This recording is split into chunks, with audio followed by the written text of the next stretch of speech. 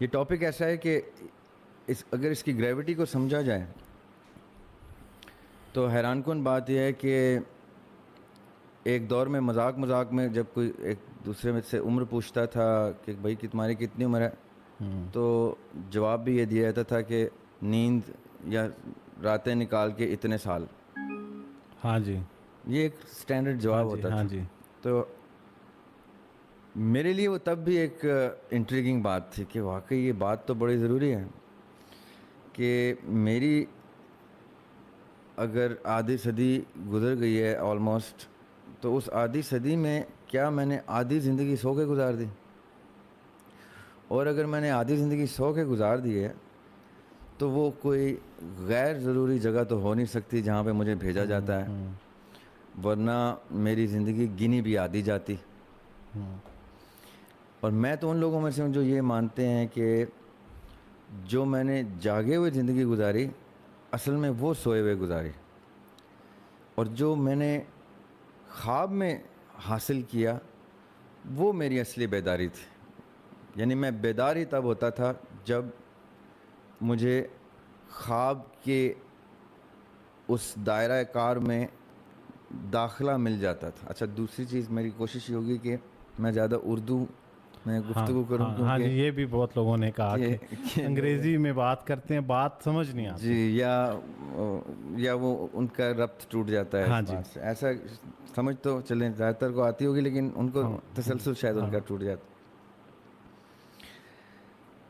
تو اب آج ہم اس چیز کو ضرور ٹچ کریں گے کہ ہم کیوں دوبارہ سے اکٹھے ہو رہے ہیں اس ٹاپک کو ڈسکس کرنے کے لیے. اتنا بھی کیا خاص موضوع ہے یہ کہ ہم دوبارہ سے بیٹھ گئے ہیں اس کو ہاں جی، ڈسکس کرنے کے لیے. تو میں ایک چیز اپنی ذاتی زندگی کے مشاہدے کی بیس پہ، اپنے مطالعے کی بیس پہ، اپنی سمجھ بوجھ، عقل و شعور اور دانش کی بیس پہ میں جو بات کر رہا ہوں وہ کر رہا ہوں.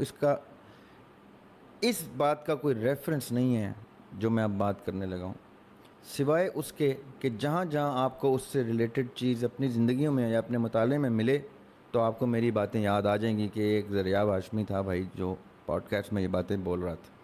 ہماری زندگی شروع ہی خواب سے ہوتی ہے، چاہے وہ پلانٹ ارتھ پہ ہم اپنی پیدائش سے پہلے سو کے کتنے ماہ گزارتے ہیں، حیران کن بات، اور اچانک سے ہم دنیا میں آتے ہیں اور جاگتے ہیں تو ہم چونک جاتے ہیں کہ یہ کیا ہوا. اور ہماری اس زندگی سے پہلے جو ہمارا تصور کیا جاتا ہے، چاہے وہ ہمارے ماں باپ تصور کرتے ہیں ہماری دنیا میں آنے کا، وہ تصور بھی ایک خواب کی صورت میں ایگزسٹ کرتا ہے، تب ہم وجود میں آتے ہیں. اور اس سے بھی پہلے اگر میں کل انسانیت سے پہلے کی گفتگو کروں تو اللہ سبحانہ و تعالیٰ نے جب فرشتوں کے سامنے انسان کا تصور پیش کیا تھا تو باقاعدہ طور پہ قرآن پاک میں انسان ڈسکس ہوا تھا فرشتوں سے کہ میں اپنا خلیفہ بنانے لگا ہوں اور اس خلیفہ کو دنیا میں اتارنے لگا ہوں. تو وہ سورہ بقرہ کی پہلی 20-25 آیات میں وہ بڑا خوبصورت ڈائلاگ ہے جس میں فرشتے کہتے ہیں کہ ہم گوش ہیں فرشتے، اللہ سبحانہ و تعالیٰ کسی مخلوق کا تصور بیان کر رہے ہیں. ابھی تصور بیان ہو رہا ہے کہ میں ایک کانسیپٹ تم لوگوں کے سامنے رکھنے لگا ہوں، تم میری ایک مخلوق ہو، وہ مخلوق سے ڈسکس کر رہے ہیں کہ آئی ایم اباؤٹ ٹو، میں ایک مخلوق پیش کرنے لگا ہوں آپ کے سامنے، آپ دیکھیں گے، اور اس مخلوق کو اپنا نائب بنانے لگا ہوں. یہ ایک اتنا بڑا تصور ہے کہ اگر ہم خالی اس موضوع کے اوپر کتب پڑھنا شروع کریں تو وہ کتب کم ہو جائیں گی. اس موضوع کی تفہیم ہمیں نہیں ہو سکتی کہ اللہ تعالیٰ کا نائب. اب جب وہ اللہ تعالیٰ کا نائب ڈسکس ہو رہا ہے، اور ڈسکس کہاں ہو رہا ہے؟ اللہ سبحانہ و تعالیٰ اور فرشتوں کے مابین ڈسکس ہو رہا ہے، اور اللہ سبحانہ و تعالیٰ اس کو پریزنٹ کر رہے ہیں ایک کانسیپٹ کی صورت میں کہ now you are about to witness, آپ لوگ دیکھیں گے میرا نائب. اب میں سب سننے والوں کو اس بات کی سنجیدگی کی طرف لے کے جانا چاہتا ہوں، ان کی توجہ، کہ اللہ سبحانہ و تعالیٰ ایک تصور کو، ایک ویژن کو ایک خواب کو، ایک خیال کو، ایک کریٹیوٹی سے پہلے کی امیجنیشن کو بیان کر رہے ہیں اس کے عمل میں آنے سے پیشتر۔ اب یہ عمل میں آنے سے پیشتر یہ مخلوق کہاں ہے؟ خالق کے تصور میں۔ میں صرف اپنے بچوں کو اگر یہ کہہ دوں نا یاسر بھائی کہ بیٹے تم خالق کے تصور میں رہے ہو کسی وقت، اور اس کو اس بات کی سمجھ میں آ جائے، تو اس کی زندگی کا ایک ایک قدم، اس کی ایک ایک نبض اس کو اتنی سگنیفیکنٹ لگے کہ میں تو کوئی چیز ہلکا لے ہی نہیں، تصور ہی نہیں کر سکتا، میں تو خالق کے تصور میں رہا ہوں کبھی آنے سے پہلے۔ واہ، تو خالق نے جب مجھے تصور میں لایا ہے تو کتنا حسین لایا ہوگا۔ اس پہ میں نے ایک شعر بھی لکھا تھا کہ یہ اختر عثمان صاحب کی بہت تازہ ترین غزلوں میں سے ان کی زمین میں ایک شعر میں نے کہا ہے کہ کتنا حسین خواب تھا میں کن سے پیشتر، کتنا حسین خواب تھا میں کن سے پیشتر، اے زندگی وہ خواب تیرے بعد ہے کہ نہیں۔ واہ، اب کہنے کا مطلب کیا ہے کہ آج کے بعد، یہ سننے کے بعد، آپ کے سننے والوں کو اگر خواب ہلکا لگے تو پھر خواب ان کے لیے ہے ہی نہیں، یہ پوڈ کاسٹ بھی ان کے لیے نہیں ہے، کیونکہ یہاں سے آگے کا جو ہمارا سفر ہے ان کی زندگیاں اگر چینج نہیں کرتا تو یہ پوڈ کاسٹ ان کے لیے نہیں۔ ابھی ان کو چاہیے کہ وہ چینل چینج کر دیں، کچھ اور دیکھیں، اسکرول کر لیں، کچھ اور دیکھیں، کیونکہ یہاں سے آگے اگر ان کی زندگی چینج نہیں ہوتی تو پھر کچھ مسئلہ ہے یا میرے بیان میں یا ان کی سمجھ میں۔ اب میری ایگزسٹنس، میرے ہونے کا تصور یہاں آنے سے پہلے کسی بھی سطح کی سب سے اوج پہ تھا جب وہ خالق کے تصور میں تھا، اور پھر بیان ہو رہا ہے تو کس پلیٹ فارم پہ بیان ہو رہا ہے؟ خالق کے تکلم سے فرشتوں کی سماعت تک۔ اس سے بڑا کوئی میں آپ کو سٹیج نہیں بتا سکتا، دکھا سکتا جو قرآن نے سٹیج دکھا دی ہے کہ یہاں تم ڈسکس ہو رہے ہو، اور second in command to the lord almighty, 2IC of the lord almighty discuss ہو رہے ہو تم، کہ تم نائب بن کے آنے لگے ہو کس کے؟ خالق۔ فرشتے تک حیران ہے کہ یہ کیا بات ہو رہی ہے۔ اب یہ تصور ہے، یہ خواب ہے جس کو میں خواب کہتا ہوں، آپ بھی خواب کہتے ہیں، تصور خواب ہوتا ہے، خیال ہوتا ہے، امیجنیشن ہوتا ہے بیفور کریٹیوٹی۔ ایک آرٹسٹ جب کینوس سامنے رکھتا ہے تو اس کو وہ کینوس سفید نظر آ ہی نہیں رہا ہوتا، اس کا تصور اس کینوس میں سے ابھر رہا ہوتا ہے، اس نے خالی اس کو نمایاں کرنا ہوتا ہے ان کے لیے جو اس تصور کو دیکھ نہیں پا رہے ہوتے، جو تصویر کے محتاج ہوتے ہیں۔ آرٹسٹ تو تصور کے بعد کینوس لے کے آتا ہے، اس کو تو دکھنا شروع ہو جاتا ہے پہلے۔ خالق بھی مصور ہے، اسماء حسنہ میں اللہ سبحانہ وتعالیٰ کا نام ہے مصور۔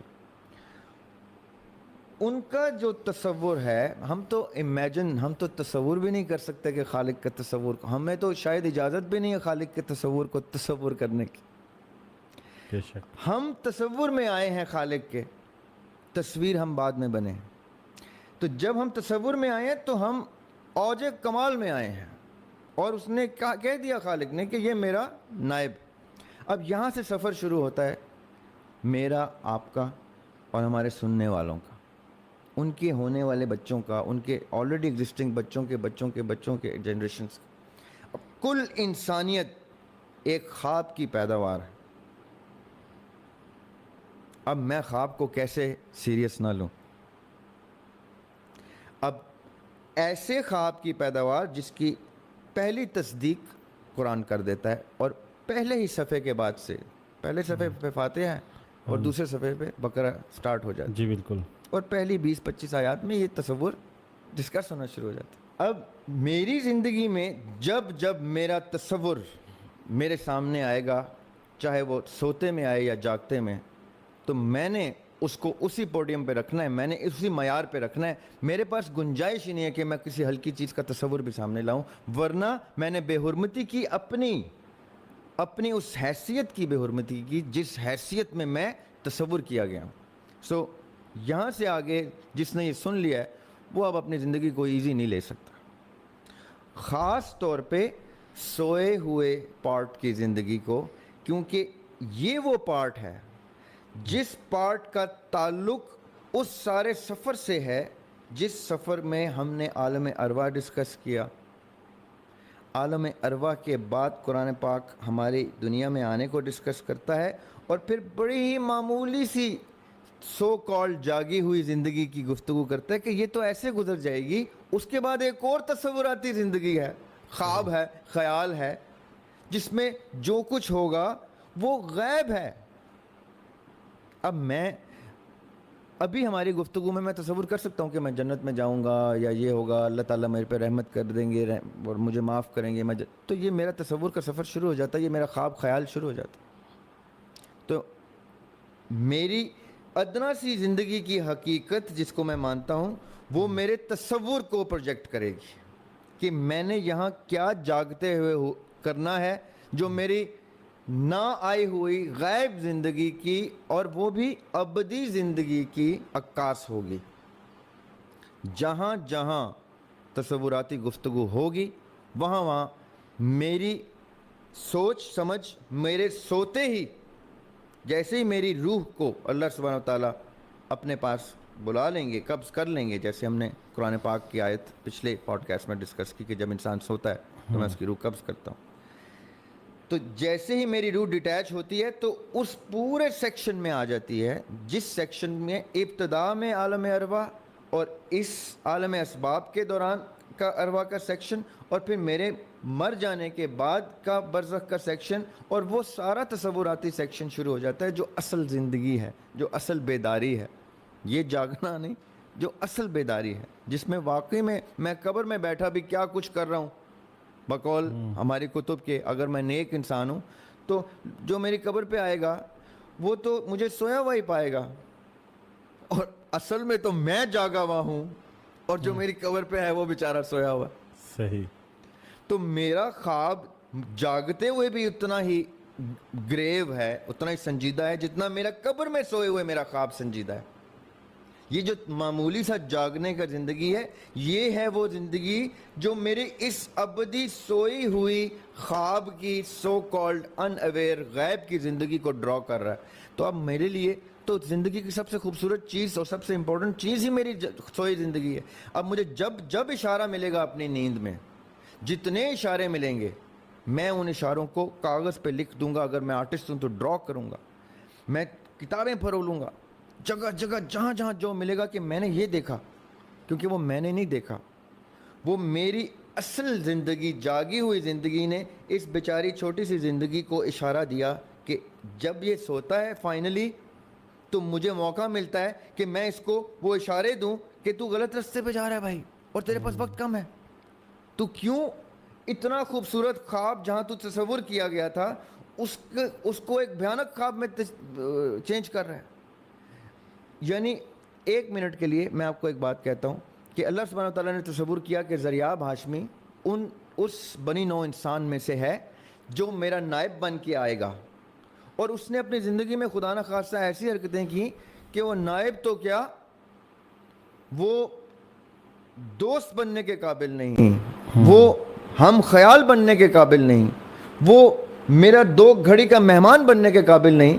تو جیسے وہ بیدار ہوگا وہ خود ہی نظریں چھپا کے کہے گا کہاں ہے جہنم, مجھے ادھر بھیج دو, میں نے یہ کیا کر دیا اس تصور کے ساتھ, جس تصور پہ میں کھینچا گیا تھا, جس کینوس پہ میں ڈرا کیا گیا تھا.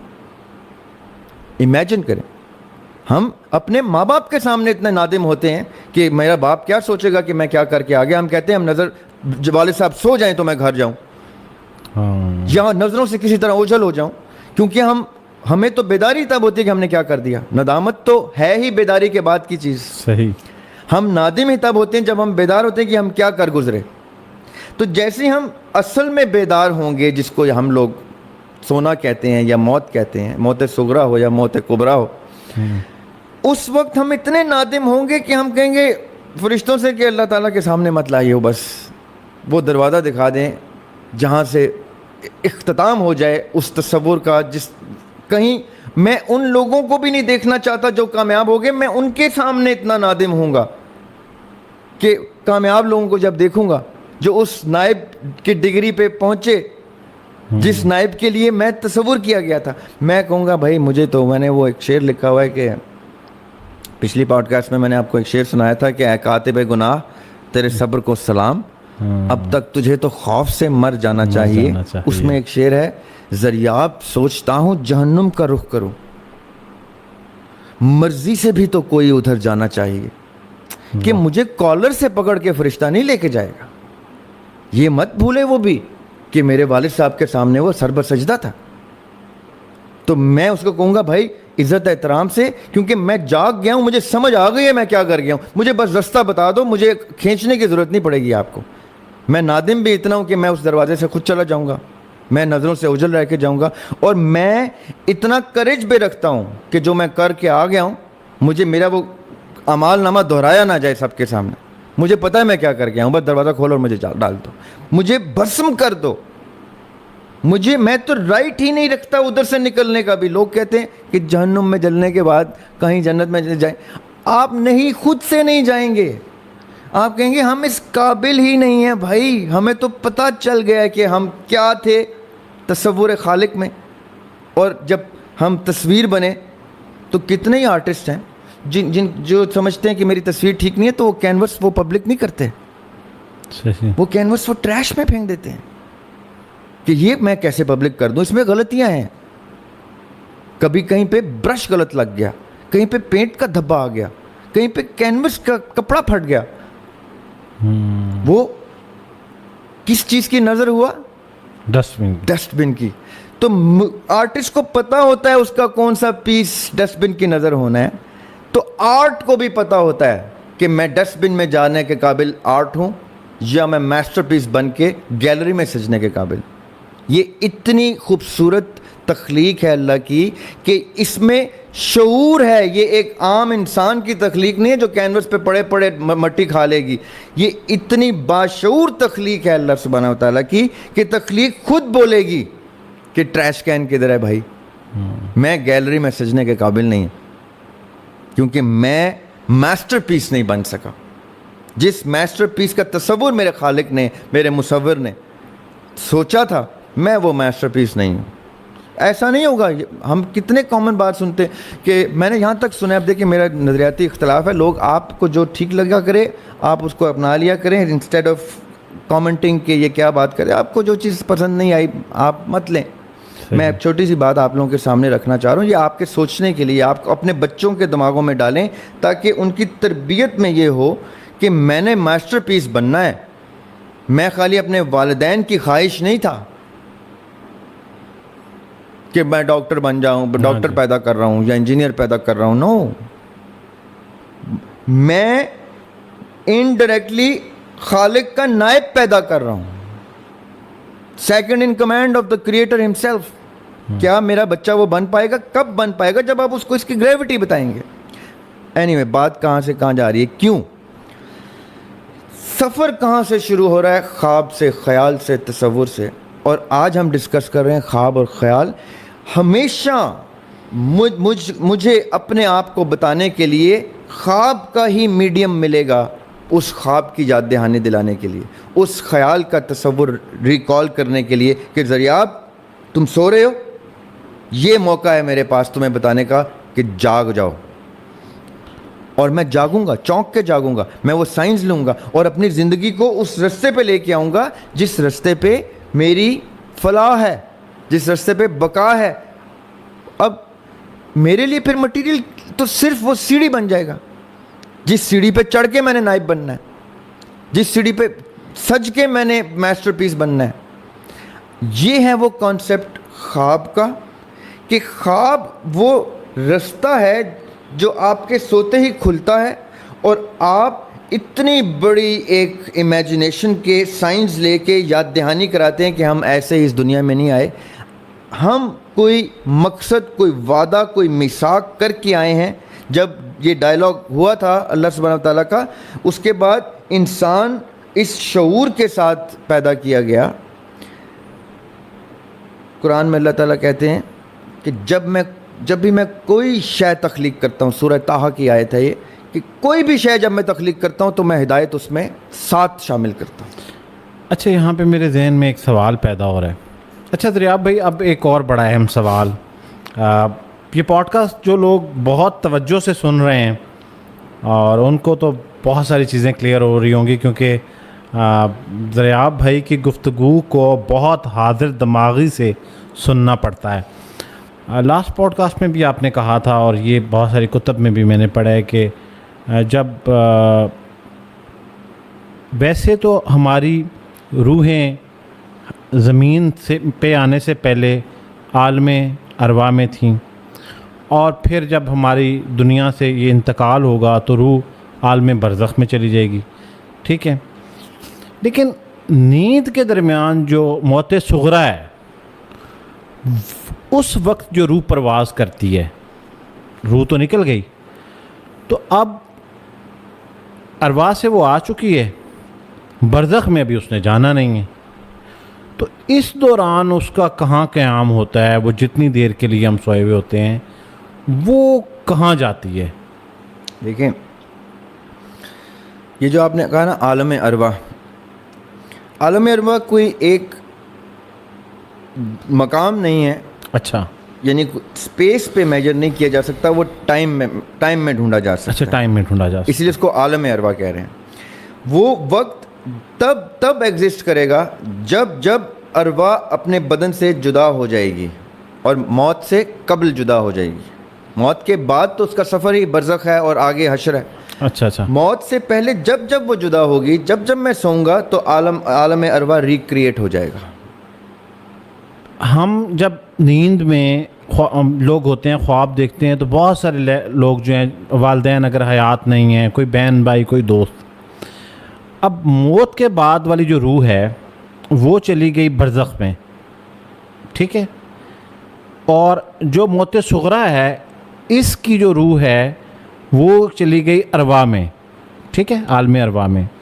لیکن جب وہ نیند کی حالت میں ان اپنے فوت شدگان کو دیکھتا ہے یا ان سے ملتا ہے, تو یہ تو دو ڈیفرنٹ ٹائم زون کے اوپر ہیں یا دو ڈیفرنٹ ڈیسٹینیشن پہ ہیں, یہ کیسے مل لیتے ہیں؟ کتنے مزے کا سوال. اب میرے پاس ایک بلیک بورڈ ہوتا ہے نا, تو میں آپ کو یہ جو گوروں نے آج کل سائنس نے ٹائم ڈائلیشن اور ٹائم بینڈنگ کی تھیوری نکالی ہے نا, آپ نے وہ بڑی خوبصورتی سے سوال میں ڈال دی ہے. کیسے؟ عالم ارواح میں وہ روحیں بھی موجود ہیں جو آج سے کوئی 200 سال بعد آنی ہیں, ٹھیک ہے, ہاں, یہاں تک ایگری, جو 200 سال بعد آنی ہیں. عالم برزخ میں وہ روحیں بھی موجود ہیں, سمجھنی اب آپ نے بات یہاں ٹیکنیکل ہونا چاہیے, جو آج سے 200 سال بعد مرنی ہیں. اب کمپلیکیٹ کر رہا ہوں. جی ٹھیک ہے, سمجھا, یہ ٹرانزیشن ہے, آنی ہے, ایک ان کی پیدائش ہوئی, پھر دوبارہ پھر وہ جائیں گی, اور وہ 200 سال کا پیریڈ ہے. نہیں, میں ریپیٹ کرتا ہوں. میری روح برزخ میں ابھی ایگزسٹ کرتی ہے, میں مر چکا ہوں. 3 سٹیجز ہو گئی نا, ارواح سے نکلی, دنیا میں آئی, اور برزخ میں چلی گئی. اس سارے سپین کو ہم لے رہے ہیں زندگی, اس کو ہم کہتے ہیں زندگی, ٹھیک ہے. لیکن یہ زندگی ہم لوگوں کے لیے ہے جو وقت کی قید میں ہیں, ٹھیک ہے. اب تھوڑی دیر کے لیے میں آپ کو وقت کی قید سے جدا کرتا ہوں, اور یہ میں ایسے ہی نہیں کہہ رہا ہوں. ہم معراج مصطفیٰ صلی اللہ علیہ وسلم کا قصہ پڑھتے ہیں, تو اس میں کیا ہے کہ نبی پاک صلی اللہ علیہ وسلم جب شب معراج پہ جاتے ہیں تو اللہ تعالیٰ نبی پاک صلی اللہ علیہ وسلم کو جنت میں لوگ دکھا رہے ہیں, جہنم میں لوگ دکھا رہے ہیں. کون لوگ؟ جو آ کے مر چکے ان کے دور سے پہلے, اور جو آ کے مرنے ہیں ان کے دور کے بعد, ٹھیک ہے. وہ سب ایک جگہ کیسے پائے جاتے ہیں جبکہ وہ ایک اور جگہ پہ ابھی کچھ ان میں سے ہیں, کچھ قبروں میں ہیں, کچھ ابھی پیدا بھی نہیں ہوئے, رائٹ. اس کا مطلب ہے یہ دو لوگ ایک وقت میں ایگزسٹ کر رہے ہیں, دو وقت میں ایگزسٹ کر رہے ہیں. اب آپ نے پوائنٹ سمجھنا ہے. اب ہاں تھوڑی دیر کے لیے میں واپس آپ کے پہلے سوال پہ آتا ہوں, تو دونوں ریلیٹ ہو جائیں گے شب معراج والی اس ریفرنس سے. کیسے؟ زریاب ہاشمی آج آپ کے سامنے تشریف فرما ہے, ٹھیک ہے. اصل میں زریاب ہاشمی فوت ہو چکے ہیں. اصل میں زریاب ہاشمی کے بچوں کے بچوں کے بچوں کے بچے بھی فوت ہو چکے ہیں. تبھی تو آقا علیہ السلام نے ان کو جنت میں دیکھ لیا تھا. میں خوش گمانی رکھ کے جنت کا ریفرنس دے رہا ہوں. اللہ کبھی بھی مجھے یا ہمارے بچوں کو, کسی کو ہم میں سے جہنم میں نہ ڈالے. دعا کرنے میں کیا حرج ہے, جاننا تو ہے لیکن دعا کرنے میں کیا حرج ہے, اللہ تعالی قبولیت کی گھڑی ہوتی ہے. آقا علیہ السلام نے جو لوگ جنت میں دیکھے ہیں وہ موت سے جانے کے بعد دیکھے ہیں, تو ان میں بھی تھا. تو اس کا مطلب ہے زریاب ہاشمی مر چکا ہے اس وقت کے لیے جس وقت پہ جنت بھری ہوئی ہے. آقا علیہ السلام کو اللہ تعالیٰ نے اس قید سے آزاد کر کے شب معراج پہ وہ وقت بھی دکھا دیا. اب آپ پوائنٹ سمجھیے گا, آقا علیہ السلام وقت سے ڈیٹیچ کیے گئے ہیں اور وقت سے مبرہ ایک ایسی جگہ پہ, ایسے مقام پہ لے کے گیا ہے اللہ تعالیٰ ان کو, کہ ان کو جنت میں جب لوگ دکھائے تو آقا علیہ السلام نے جنت والے لوگوں کو پہچانا بھی, سو کے واپس آ کے ان کو نام لے کے بتایا کہ میں نے فلاں کو جنت میں دیکھا, اپنے میرے گھر کے ساتھ فلاں کا گھر دیکھا, یہ دیکھا. وہ جو بھی حیات ہیں. اب کہنے کا مطلب کیا ہے, میں اور آپ اصل میں جا چکے ہیں. چونکہ ہم اس وقت کی قید میں ہیں, تو جب تک ہم وہ سارا منظر دیکھیں گے نہیں اور اپنی اپنی موت دیکھیں گے نہیں, تب تک ہم اس وقت کی قید سے آزاد نہیں ہوں گے.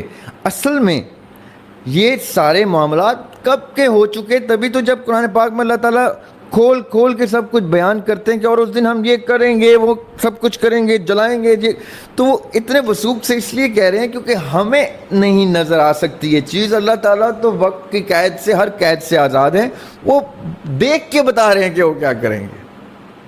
اب اس کو یہ کمپلیکیٹ ہو گئی ہے بات تھوڑی سی, اس کو میں سمپلیفائی کرنے کی کوشش کرتا ہوں.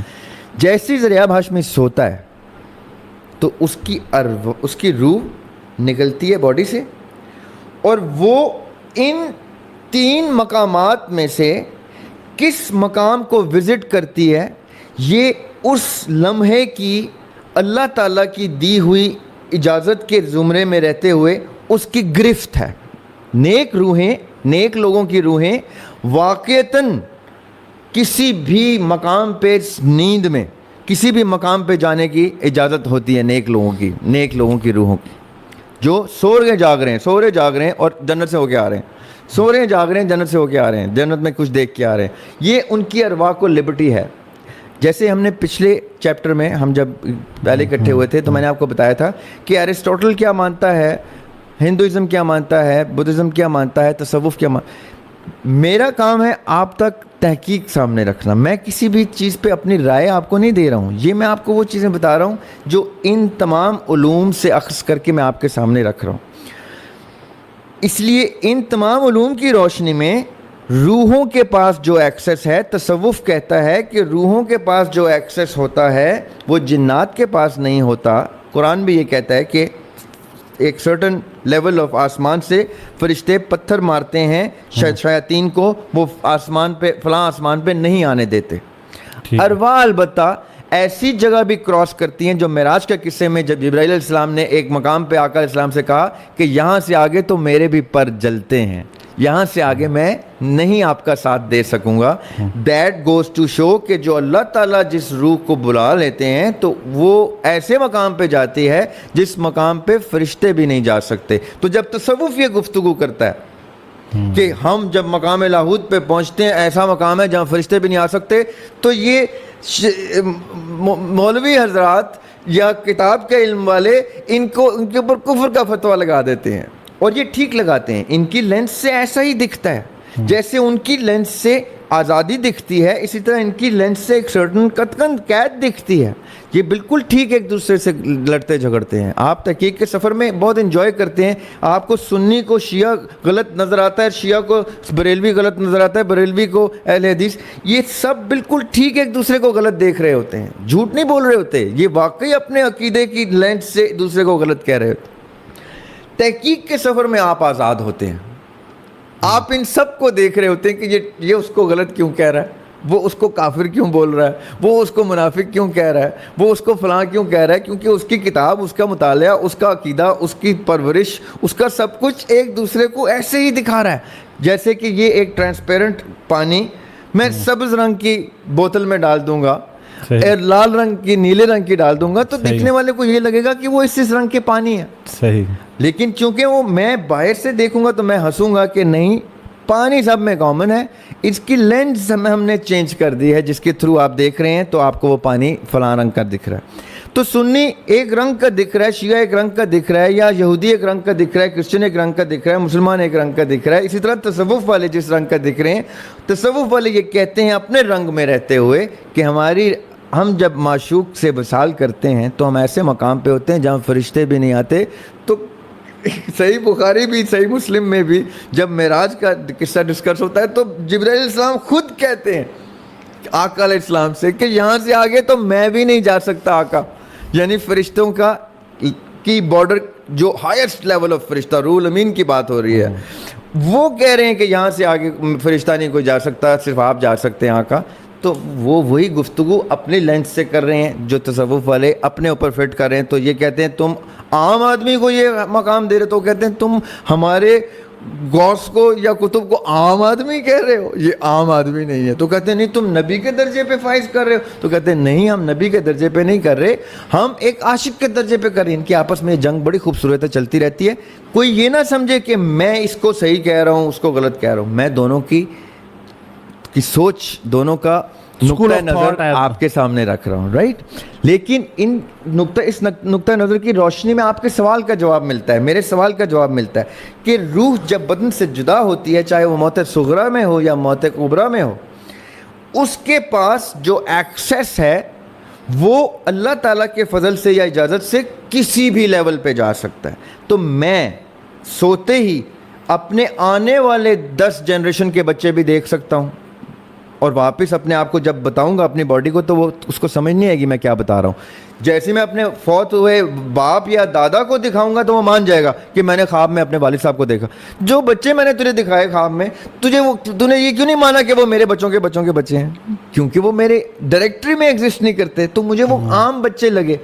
انلیس میری روح خواب میں باقاعدہ طور پہ مجھے انڈیکیشن دے کہ یہ عام بچے نہیں میں تمہیں دکھا رہا, یہ تمہاری 4تھی جنریشن دکھا رہا ہوں جو بہت اچھے رستے پہ جانے والی ہے, تو ایک اچھا سائن دے رہا ہوں کہ تم ٹھیک رستے پہ جا رہے ہو. اس کو میں اشارے میں سمجھاؤں گا, میں جیسے ہی دریافت جاگے گا تو کہے گا میں نے خواب میں دیکھا کہ میں اتنے ٹھیک رستے پہ تھا کہ میرے مرنے کے بعد میری 3ری 4تھی جنریشن بھی نیک رستے پہ چل رہی تھی.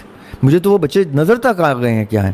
یہ کیا ہو رہا ہے کہ وہ ٹرانسلیٹ ہو گیا خواب into my directory in a way that I understood it. کتنی دفعہ ہوتا ہے مجھے خواب سمجھ میں نہیں آتا, میں کہتا ہوں اس کی تعبیر کسی سے پوچھوں یا تعبیر پھرولوں کتابوں میں. یہ وہ ریلم ہے جہاں پہ روحیں ٹریول کرتی ہیں اتنا جتنا اللہ تعالیٰ روح کو اختیار دیتے ہیں, اس کی نیکی یا اس گریٹر تصور کی ریچ کے لیے. اللہ تعالیٰ جب دیکھتے ہیں کہ یہ کس مقصد سے سوتا ہے اور کس مقصد سے جاگتا ہے, تو اگر اس کا مقصد اللہ تعالیٰ کے اس بڑے مقصد کے قریب پہنچتا ہے, چاہے وہ کسی بھی رخ سے ہو, چاہے وہ مجاہد ہے, چاہے وہ مبلغ ہے, چاہے وہ معلم ہے, وہ اللہ تعالیٰ نے تو سب رستے بکھیر دیے کہ پہنچنا تم نے ایک رستے پہ. تو ہوتا کیا جب یہ شخص سوتا ہے تو اس کے تصور میں اس کی روح کو وہ آزادی دیتے ہیں کہ اب تو جا, تاکہ تو جلدی سے جلدی اس کو وہ سائنس دے اور جلدی سے جلدی وہ منازل طے کرے اور وقت نہ ضائع کرے. اچھا, آپ نے بھی تعبیر کی بات کی. حضرت یوسف علیہ السلام کے پاس اللہ تعالیٰ نے یہ اہلیت رکھی تھی کہ وہ خوابوں کی تعبیر بتا دیتے تھے. اس کا مطلب ہے کہ خوابوں کی تعبیر کا سلسلہ تو ماضی میں رہا. اب دور حاضر میں ہم 2024 میں بات کر رہے ہیں. ایک شخص کے پاس کون سا اتھینٹک سورس ہے کہ وہ اپنے خواب کی اصل تعبیر تک پہنچ جائے، یا پھر اللہ تعالیٰ نے اس کو راز رکھنے کے لیے ایسا کوئی سورس نہیں بتایا؟ دیکھیں یہ آپ کا آپ نے جس چیز پہ سوال کو اینڈ کیا نا، یہ بڑا خوبصورت نقطہ ہے. یہ جاننے کی ضرورت ہے کہ اللہ تعالیٰ کی مشیت، اللہ تعالیٰ کی مرضی، اللہ تعالیٰ کی منشا کیا ہے. جی جی.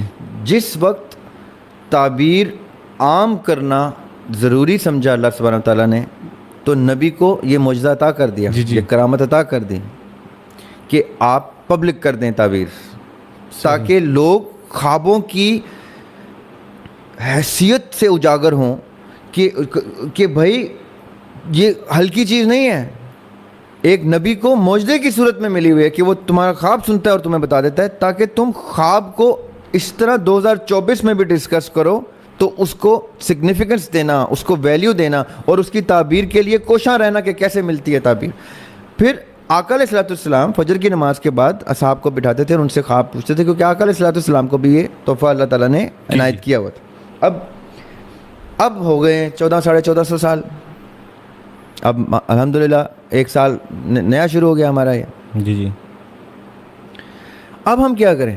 اب ہمیں وہ کتب ڈھونڈنی پڑتی ہیں، ہم وہ کتب نکالتے ہیں. خواب نامہ یوسفی کے نام سے کتاب آیا کرتی تھی ہمارے دور میں جب ہم چھوٹے تھے. ابھی بھی خوابوں کی بہت سی چیزیں، اب تو انٹرنیٹ پہ بہت سا ڈیٹا مل جاتا. میں اس کے برخلاف ہوں کہ میں کتابیں ڈھونڈوں کہ شیر چیتے کا مطلب کیا ہوتا ہے، خواب میں سانپ دیکھو تو کیا ہوتا ہے. خواب کا مقصد یہ نہیں ہے کہ آپ اس کی تعبیر ڈھونڈ کے اس کو ٹرانسلیٹ کرنے پر جڑ جائیں. خواب کا مطلب صرف یہ بتانا ہے کہ یہ جو زندگی ہے آپ کی، جس میں آپ جاگ کے اپنے معاملات دیکھ رہے ہیں، اس سے پہلے دیکھیں، پہلے میں جاگا ہوتا پھر سویا ہوتا نا، تو میں کہتا کہ جاگنا سونے سے زیادہ ضروری ہے. صحیح. میں پہلے سلایا گیا ہوں، اس کے بعد جگایا گیا ہوں. اس کا مطلب ہے میری زندگی سونے سے میں گنوں گا، رات سے اپنی زندگی گنوں گا، دن کو بعد میں لاؤں گا. ٹھیک ہے. اچھا یہاں پہ پلیز ایک وضاحت کرتے چلیں. اس کا مطلب ہے کہ ارواح میں جو روحیں ہیں وہ نیند میں ہیں؟ نو نو نو نو نو میری پیدائش سے پہلے آپ کی میں اپنے والد میں process of birth of mind کہہ رہا ہوں کہ میں جب پیدا ہوتا ہوں فزیکل ورلڈ کی بات کر رہا ہوں، تو میں پہلے سلایا جاتا ہوں. اور میں نے نہ صرف سلایا جاتا، اب تو سائنس کیا کر رہی ہے کہ بچے کو فیٹس کے خواب تک ریکارڈ کرنے کی کوششوں میں لگی ہوئی ہے کہ بچہ کیا تصور کرتا ہے جب وہ پیدائش سے پہلے سو رہا ہوتا ہے. یہاں تک اب تو جاپان نے کوئی مشین لانچ کی ہے جو آپ سو جائیں تو آپ کا خواب ریکارڈ ہو جاتا ہے. بلکہ ریکارڈ کیا ہو جاتا ہے، وہ ساتھ ساتھ اگر کوئی سو رہا ہے تو اگر وہ اجازت دے تو جاگنے والا اس کا خواب لائیو دیکھ سکتا ہے اس ٹی وی اسکرین کے اوپر کہ خواب کیا دیکھ رہا ہے. اس کے لیے کوئی ٹرم بھی یوز کرتے ہیں، ڈریم مووی. جی جی جی وہ گیجٹس آ گئے ہیں. اور اب وہ نیکسٹ اسٹیپ میں کس گیجٹ میں جا رہے ہیں کہ بچے کے خواب دیکھیں دنیا میں آنے سے پہلے. کیوں؟ تاکہ ان کو پتہ چل سکے کہ دنیا میں آنے سے پہلے کیا تھا. تو ہمیں تو مومن کو تو فائدہ ہی ہے کہ قرآن نے پہلے بتا دیا کہ بھائی دنیا میں آنے سے پہلے یہ تصور ہے تمہارا، تم یہاں رکھے گئے ہو اس مقام پہ، واپس اس مقام تک کم از کم آ جانا. آقا علیہ السلام نے کیا کیا ہمارے ساتھ، کتنی بڑی ہمارے اوپر رحمت کی. میں آپ کو ایک چیز بتاتا ہوں، ہم نے آج تک پڑھا ہے اور کتنی بحث ہے. لوگ کہتے ہیں آدم علیہ السلام تو بہشت میں تھے ہی نہیں، وہ تو ایڈن گارڈنز میں تھے، عدن میں تھے، بہشت میں تھے ہی نہیں. اس سے پہلے ہمیں یہ جہاں تک بتایا گیا تھا کہ نہیں جی بہشت سے ہم یہاں پہ آئے، رائٹ. میں کہتا ہوں وہ کہیں پہ بھی تھے، کسی بھی مقام پہ تھے. کوئی کہتا ہے بہشت میں تھے، کوئی کہتے ہیں عدن میں تھے، کوئی کہتے ہیں اسی دنیا میں تھے. سب کی اپنی اپنی لینس سے میں نے مان لیا جی کسی ایک مقام پہ تھے آدم علیہ السلام. آدم علیہ السلام اس پھل کے کھانے سے پہلے جہاں پہ تھے ڈز ناٹ میٹر. اس پھل کے کھانے کے بعد جہاں پہ ہیں میٹرز، کیونکہ ہماری زندگی اس پہ بیسڈ ہے، رائٹ. اس کے بعد آقا علیہ الصلوۃ والسلام دنیا میں آتے ہیں. ایک طویل سفر ہے انبیاء علیہم السلام کا. اس کے بعد آقا علیہ الصلوۃ والسلام آخری نبی کی صورت میں آتے ہیں اور اپنی زندگی میں آدم علیہ السلام کے اس کھوئے ہوئے مقام کو ری گین کرتے ہیں معراج کی صورت میں. اور پھر اس کو سپر سیڈ کر جاتے ہیں عرش مولا پہ جا کے. یعنی بنی نو انسان کے کامل ریپرزینٹیٹیو ایمبیسڈور بن کے وہ کہتے ہیں میں اپنے والد صاحب کے مقام کو دوبارہ سے ری گین کروں گا. اور وہ تصور نائب کا سر پیس کر جاتے ہیں کہ نائب تو وہ تھے بنے ہی بنے, وہ اتنے محبوب نائب بن گئے کہ ہم محبوب نام سے زیادہ جانتے ہیں, نائب نام سے کم جانتے ہیں آقا علیہ السلام کو. اور نائب تو نائب, وہ نائب اتنا خوبصورت نائب ہیں کہ وہ محبوب بن کے آ گئے. دس از وائی آقا علیہ السلام کو کامل ذات کہا جاتا ہے کہ جو امیجن کیا گیا آقا علیہ السلام نے اس امیجنیشن کو ثابت کر کے خوبصورت ترین اسوہ دنیا میں چھوڑ دیا کہ یہ میرا اسوہ ہے, اب اس کے قریب ترین پہنچ جاؤ تو تم بھی اس معیار تک آ جاؤ گے جہاں تمہیں ندامت نہیں ہوگی. جب تم بیدار ہوگے تم یہ نہیں کہو گے کہ مجھے جہنم میں ڈالو, تم کہو گے ہم نے اتنا کوشش کی ہے کہ ہمیں کم از کم اس مقام پہ, اس عدن میں یا اس بہشت میں ڈال دیا جائے جس بہشت سے یہ سفر کی ابتدا ہوئی تھی. رائٹ. اب میں نے یہ کیوں کی بات, میرے اور آپ کے لیے